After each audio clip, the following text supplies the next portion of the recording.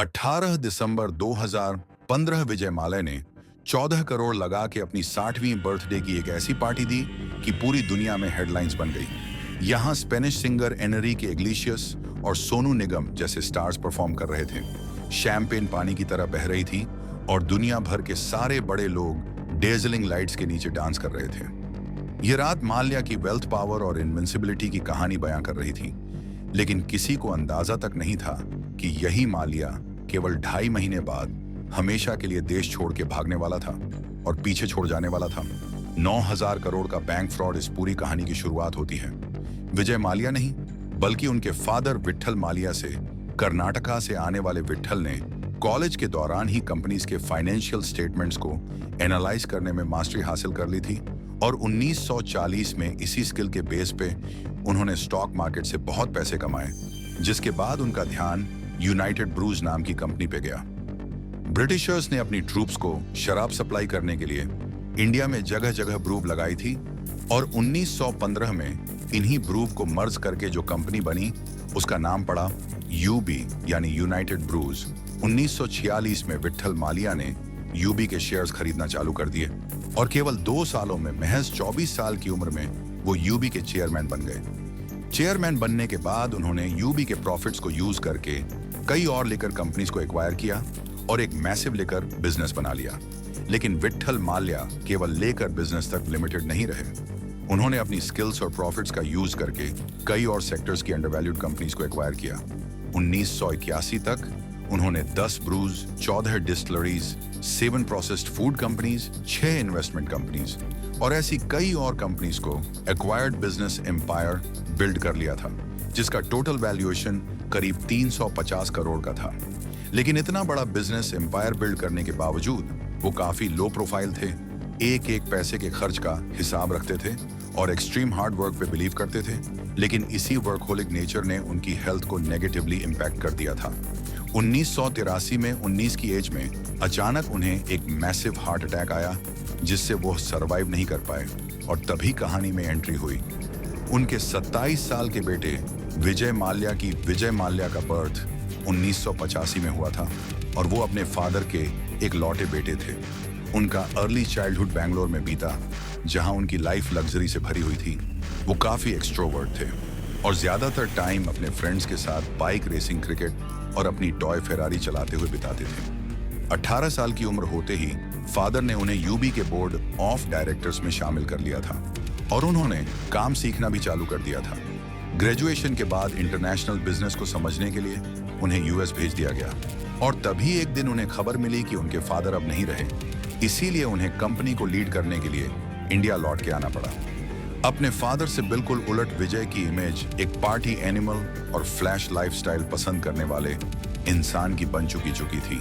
इसीलिए UV group के कई टॉप मैनेजर्स को विजय की लीडरशिप में कॉन्फिडेंस नहीं था, लेकिन समहाउ मेजॉरिटी शेयर होल्डर्स के सपोर्ट से विजय ही चेयरमैन बने। शुरुआत से ही विजय कुछ अलग करके अपने डाउटर्स को गलत प्रूफ करना चाहते थे। इसीलिए उन्होंने यूबी के लेकर बिजनेस से हटकर कई और सेक्टर्स में डाइवर्सिफाई करना चालू कर दिया। उन्होंने प्रिडिक्ट किया कि इंडिया में यूएस की तरह एक बड़ा फास्ट फूड रिवॉल्यूशन आएगा। इसीलिए उन्होंने मेडल्स पिजन किंग नाम की फास्ट फूड चेन लॉन्च कर दी और दिल्ली और मुंबई में कई सारे आउटलेट्स खोल दिए। लेकिन मुंबई में एक बहुत बड़ा कंपटीशन उनका इंतजार कर रहा था। मुंबई के लेजेंड डब्बा वाला एक इफेक्टिव डब्बा डिलीवरी सिस्टम होने के कारण लोग वीकडेज में बाहर का खाना प्रेफर नहीं करते थे और ओवरऑल भी इंडिया में उस टाइम ईटिंग आउट कल्चर उतना पॉपुलर नहीं था। इसीलिए 1-2 स्टोर्स को छोड़ के उनकी बाकी सभी स्टोर्स बुरी तरह से फ्लॉप हो गई और 1987 तक इसे कंप्लीट बंद कर दिया गया। इसके अलावा विजय ने देखा कि 1977 में कोका कोला के इंडिया छोड़ के जाने के बाद कार्बोनेटेड ड्रिंक मार्केट में एक गैप आ गया था। इसीलिए उन्होंने थ्रिल नाम का खुद का कोला लॉन्च कर दिया, लेकिन कंज्यूमर्स को यह ड्रिंक बिल्कुल पसंद नहीं आई और इसे भी डिसकंटिन्यू कर दिया गया। नेक्स्ट 20 से 25 सालों में उन्होंने कंपनीज को खरीद के या खुद कंपनीज को स्टार्ट करके कई और सेक्टर्स में डाइवर्सिफाई करने की कोशिश की, जैसे engineering and manufacturing, chemical, software, transportation, mining, hospitality और इवन टेलीकॉम। लेकिन इनमें से ज्यादातर बिजनेसेस फेल हो गए। इतना ही नहीं, उन्होंने अपने फादर से मिलने वाले कई सक्सेस बिजनेसेस को बेच भी दिया, जिनमें से एक था बर्जर पेंट्स। बर्जर पेंट्स को उन्होंने करीब 400 करोड़ में बेचा था और आज उसकी वैल्यू 500 करोड़ से भी ज्यादा है। लेकिन इतने सारे फेलियर के बाद भी उनकी एक बड़ी सक्सेस ने सब कुछ कवर कर दिया और उन्हें यह सक्सेस मिली अपने लेकर, यानी शराब के बिजनेस से। जब वो पहली बार 1983 में चेयरमैन बने तो यूबी ग्रुप किसी भी टाइप की लेकर में मार्केट लीडर नहीं था। 1987 में उनके फादर ने किंगफिशर नाम का बियर ब्रांड लॉन्च किया था, लेकिन वो भी मोहन मिकन कंपनी के गोल्डन ईगल ब्रांड से बहुत पीछे था। तभी विजय ने देखा कि इंडिया में कोई भी बियर यूथ को टारगेट नहीं कर रही थी, इसीलिए उन्होंने किंगफिशर को रीब्रांड किया। उसके लोगों को ब्लैक एंड व्हाइट से कलरफुल और वाइब्रेंट बनाया और बर्ड को सिटिंग पोजीशन की जगह फ्लाइंग पोजीशन पे लाया। जहां गोल्डन ईगल के लोगों में ईगल होने के कारण वो थोड़ा ट्रेडिशनल और रफ लगता था, वहीं किंगफिशर का नया लोगो एनर्जी, फ्रीडम और यूथफुलनेस को सिंबोला कर रहा था। साथ में उसका स्लोगन था the king of good time. इन सभी चेंजेस के साथ विजय ने किंगफिशर को एक प्रीमियम बियर की तरह पोजीशन किया और एस्पिरेशनल यूथ को टारगेट किया। इसी दौरान एक और इंटरेस्टिंग चीज हुई। 1986 में बेंगलोर में रम्द नाम का पहला पब खुला और फिर बहुत जल्द दा पब नाम से दूसरा पब खुला, जहां ट्रेडिशनल बार्स में लाइटिंग, सीटिंग और क्लीनलीनेस बेकार होती थी। वहीं पब्स ने लोगों को सुपीरियर लाइटिंग, क्लीनलीनेस और म्यूजिक के चलते बेटर एम्बियंस दिया, जिस कारण यहां हाई क्लास लोग और इवन फीमेल्स का क्राउड आने लगा। इसी अपॉर्चुनिटी को देखते हुए विजय ने इन पब्स में अपनी किंगफिशर की ड्राफ्ट बियर लॉन्च कर दी और ये एक इंस्टेंट हिट बन गई। आगे चल के बैंगलोर में इतने पब्स खुले कि बैंगलोर को इंडिया का पब कैपिटल कहा जाने लगा। इवेंचर पब कल्चर इंडिया के और भी शहरों में फैला, जिसका सबसे ज्यादा फायदा मिला विजय माल्या को। इसके अलावा उन्होंने जहां हो सके वहां किंगफिशर के ब्रांड को विजिबल करवाया, डर्बी, फुटबॉल और फैशन शोज को स्पॉन्सर किया, किंगफिशर का स्विम सूट कैलेंडर लॉन्च किया। इसी कैलेंडर ने दीपिका पादुकोण, ईशा गुप्ता और कैटरीना कैफ जैसी एक्ट्रेसेस को लॉन्च किया। माल्या ने तो इवन अपने घर के नाम में किंगफिशर डाल दिया।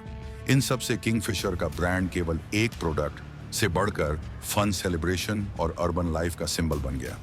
बियर के बाद विजय ने फोकस किया अपने विस्की बिजनेस में। उनके पास ऑलरेडी मैकडॉनल्ड्स नंबर 1 और बैक पाइपर जैसे अच्छे विस्की ब्रांड्स थे और साथ में उन्होंने दूसरे सक्सेसफुल ब्रांड्स को तेजी से एक्वायर करना चालू कर दिया। बहुत जल्द उनके पास पॉपुलर विस्कीज जैसे रॉयल चैलेंज, ब्लैक डॉग और एंटीक्विटी का शानदार पोर्टफोलियो तैयार हो गया। लेकिन वो यहाँ नहीं रुके। उन्होंने ब्रांडी, रम, जिन, वका और इवन वाइन में भी अपने बिजनेस को एक्सपेंड कर लिया। साथ ही उन्होंने देखा कि कोका कोला जैसी एफएमसीजी कंपनीज हर तरह के कंज्यूमर्स को टारगेट करने के लिए अलग अलग ड्रिंक्स लॉन्च करती हैं। फॉर एग्जाम्पल, कोका कोला के पास मासेज के लिए कोक हेल्थ कॉन्शियस लोगों के लिए, डाइट कोक और स्ट्रैंग टेस्ट वालों के लिए थम्स अप थी। सिमिलरली माल्या के लिए back Piper whisky, premium segment के लिए मैकडोनाल्ड्स नंबर 1 और हेल्थ कॉन्शियस कस्टमर्स के लिए मैकडोनाल्ड्स डाइट मेट को लॉन्च किया, जो दुनिया की पहली लो कैलोरी विस्की थी। सिमिलरली किंगफिशर के केस में उन्होंने किंगफिशर प्रीमियम स्ट्रैंग और लैग लॉन्च की। विजय की मार्केटिंग स्ट्रेटजी भी कमाल की थी। इंडिया में शराब की एडवर्टाइजमेंट में बैन था, इसीलिए विजय ने इंडिया में पहली बार सरोगेट एडवर्टाइजमेंट को इंट्रोड्यूस किया। बेसिकली अपनी मैकडॉनल्ड्स नंबर 1 विस्की को प्रमोट करने के लिए उन्होंने मैकडॉनल्ड्स का सोडा और वाटर लॉन्च कर दिया और बॉलीवुड और क्रिकेट सेलिब्रिटीज से इनका खूब ऐड करवाया, जिससे इनडायरेक्टली उनकी विस्की का ऐड हो गया। उन्होंने ये सेम स्ट्रैटेजी अपने बाकी सभी ब्रांड्स के लिए भी अपनाई और यह स्ट्रैटेजी काफी सक्सेसफुल हो गई। इन सब के चलते 2004 तक यूनाइटेड ब्रूवरीज पूरी दुनिया की चौथी सबसे बड़ी लेकर कंपनी बन चुकी थी। विजय को यह भी पता था कि अगर उन्हें बिना किसी प्रॉब्लम के इंडिया में बिजनेस एक्सपेंड करना है तो उन्हें पॉलिटिकल पावर की जरूरत होगी। इसीलिए 2002 में मल्टीपल पॉलिटिकल पार्टीज के सपोर्ट से वो राज्यसभा के मेंबर भी बन गए। 2005 तक माल्या के पास पैसा और पावर का डेडली कॉम्बिनेशन था और वो अपनी सक्सेस की पीक पे थे। लेकिन विजय को एक बात हमेशा खटकती थी। आखिरकार वो शराब का बिजनेस करते थे जिसे आम जनता बिल्कुल भी रिस्पेक्ट नहीं करती थी और माल्या डिस्पेलरफुल बिजनेस में घुसना चाहते थे। इसीलिए उन्होंने एक वर्ल्ड क्लास एयरलाइन बनाने का ठान लिया, लेकिन उन्हें कोई अंदाजा नहीं था कि उनका ये एक डिसीजन उनके पूरे बिजनेस एम्पायर को बर्बाद कर देने वाला था। विजय ने अपनी नई एयरलाइन का नाम रखा किंगफिशर एयरलाइंस। उनका आइडिया था लोगों को इकोनॉमी क्लास और बिजनेस क्लास के बीच में एक नई क्लास की सीट्स ऑफर करना, और इस नई क्लास को उन्होंने नाम दिया किंगफिशर क्लास। उन्होंने अपनी फ्लाइट में खाने पीने की ह्यूज वैरायटी ऑफर की, हर एक सीट में dedicated in flight entertainment system install किया और खुद एक एक एयर हॉस्टेस को इंटरव्यू किया। इन सभी एयर हॉस्टेस की यूनिफॉर्म टॉप फैशन डिजाइनर्स ने डिजाइन की, इन्हें हाई लेवल ट्रेनिंग दी गई और इवन यह बताया गया कि उन्हें किस तरह की एक्सरसाइजेस और डाइट फॉलो करनी है। लेकिन इन सभी फीचर्स के बावजूद किंगफिशर का प्लान था अपनी टिकट प्राइसेस को जेट एयरवेज और एयर इंडिया के बराबर रखना या इवन उनसे कम रखना। विजय चाहते थे कि वो इस एयरलाइन को अपने बेटे के बर्थडे यानी 7th में 2005 को लॉन्च करें, लेकिन पूरी कोशिश के बाद भी ये 9 मई को लॉन्च हुई।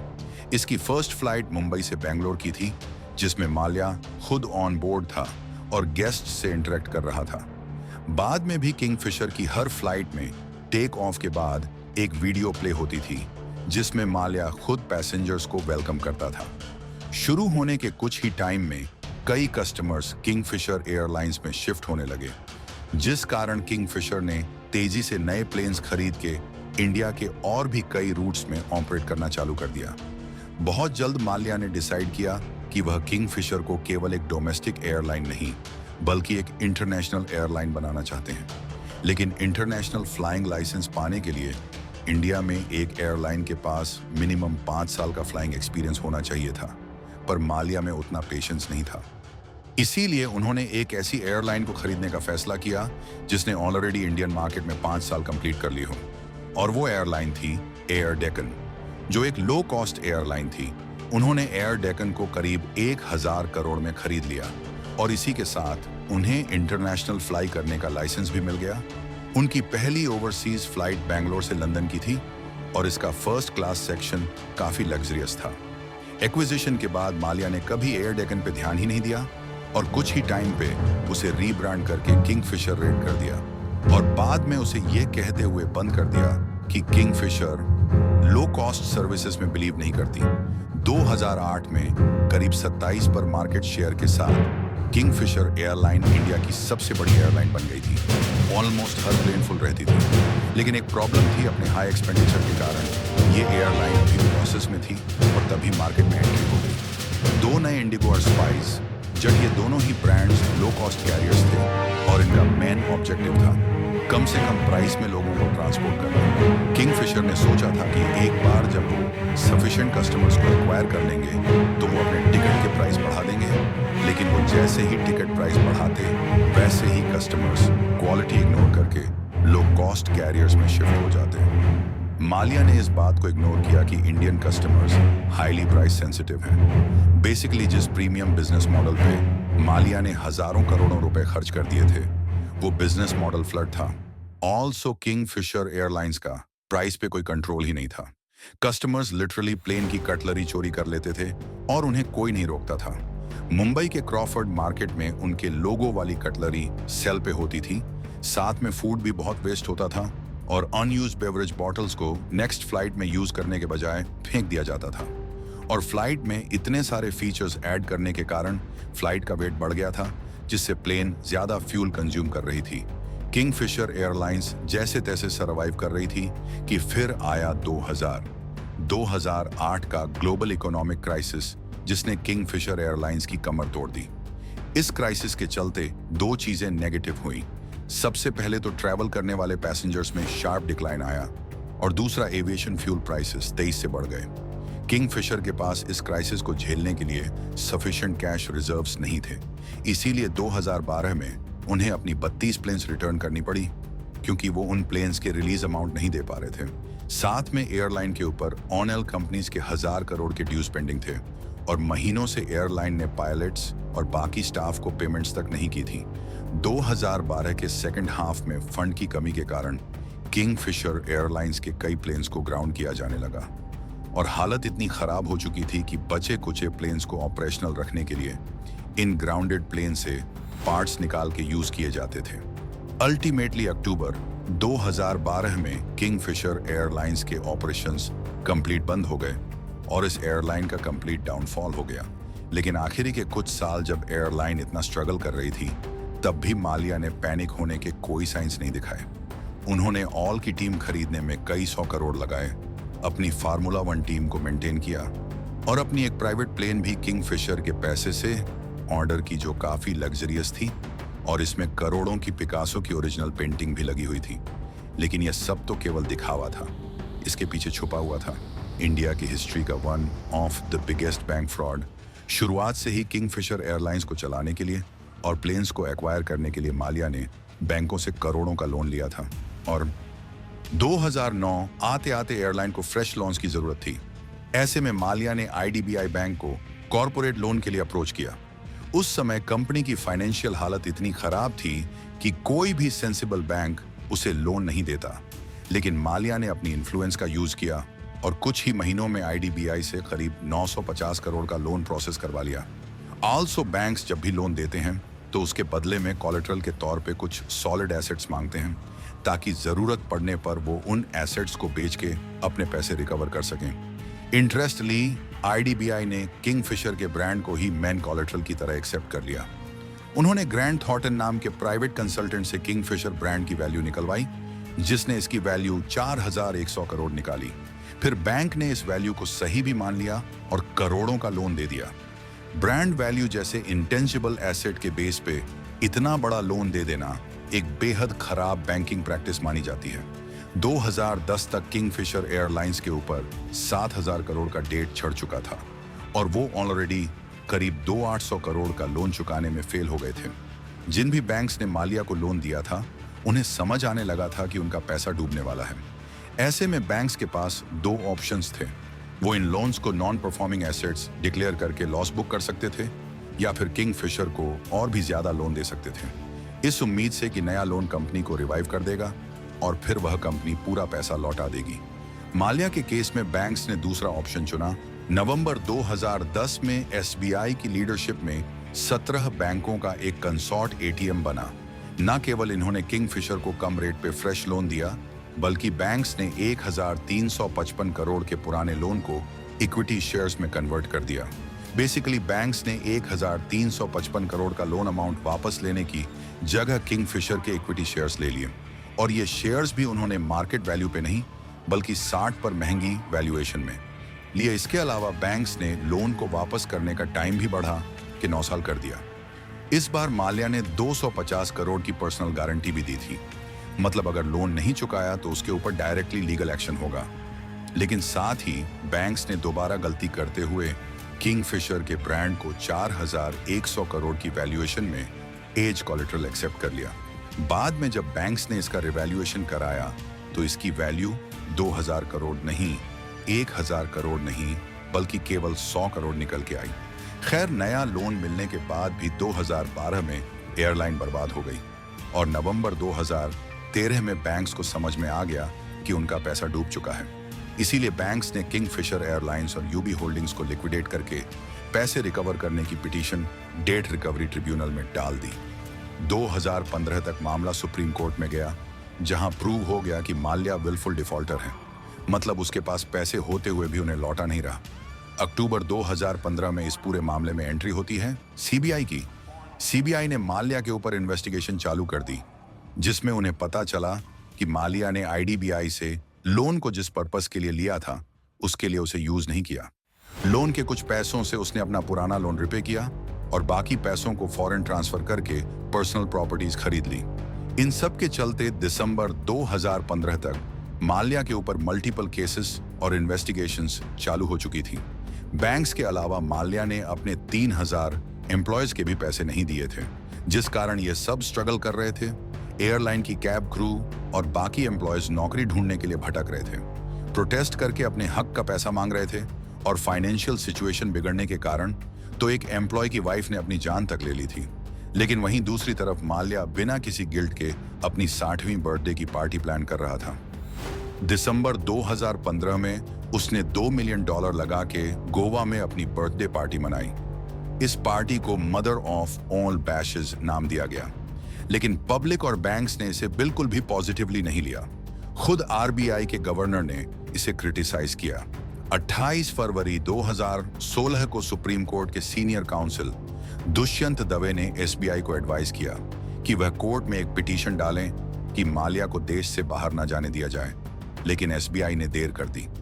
रूमर थी कि माल्या को किसी सीनियर ब्यूरोक्रेट से टिप मिल गई कि जल्द ही अथॉरिटीज उसे जेल भेजने वाली हैं। और इसी के कुछ दिन बाद 2 मार्च 2016 को माल्या अपनी गर्लफ्रेंड के साथ जेट एयरवेज की दिल्ली टू लंदन फ्लाइट के फर्स्ट क्लास सेक्शन में बोर्ड करता है और उसके साथ 7 बड़े सूटकेसेस भी थे, जिससे क्लियर था कि वो एक बहुत लंबी ट्रिप के लिए निकल रहा है। एक वो दिन था और एक आज का दिन। विजय माली कभी इंडिया लौट के नहीं आया और पीछे छोड़ गया। 991 करोड़ का बैंक फ्रॉड। इंटरेस्टिंग बात यह है कि माल्या के भागने के 5 महीने पहले सीबीआई ने उसके खिलाफ लुकआउट नोटिस जारी किया था। मतलब अगर माल्या देश से बाहर जाने के लिए किसी भी एयरपोर्ट के इमिग्रेशन काउंटर में पहुंचता तो उसे इमिग्रेशन अथॉरिटीज डिटेन कर लेती। लेकिन फिर एलिज माल्या ने फिर से गवर्नमेंट में अपनी इन्फ्लुएंस का यूज किया और लुकआउट नोटिस को मॉडिफाई करवा लिया, जिसके बाद इमिग्रेशन अथॉरिटीज को माल्या को डिटेन करने की जगह सिर्फ सीबीआई को उसकी मूवमेंट्स के बारे में इंफॉर्मेशन माल्या को किसी ने नहीं रोका। 9 मार्च को अटॉर्नी जनरल ने सुप्रीम कोर्ट को माल्या के भागने की इंफॉर्मेशन दी, जिसके बाद इंडिया का पूरा पॉलिटिकल और फाइनेंशियल सिस्टम हिल गया। अप्रैल 2016 तक माल्या के खिलाफ नॉन बेलेबल वारंट्स इशू होने लगे। उसका पासपोर्ट सस्पेंड किया गया और उसे प्रोक्लेम ऑफेंडर डिक्लेयर कर दिया गया। ईडी ने माल्या के 6,600 करोड़ के एसेट्स भी अटैच कर लिए। जून 2016 में माल्या को यूके से वापस लाने के लिए इंडिया ने एक्सट्रान प्रोसीडिंग्स शुरू की, लेकिन माल्या बार बार एक्सट्रान को यूके के कोर्ट्स में चैलेंज करके रोक देता है। लंदन में माल्या एक लवेश लाइफस्टाइल एंजॉय कर रहा है और मीडिया इंटरव्यूज और सोशल मीडिया के जरिए खुद को लगातार इनोसेंट क्लेम करता है।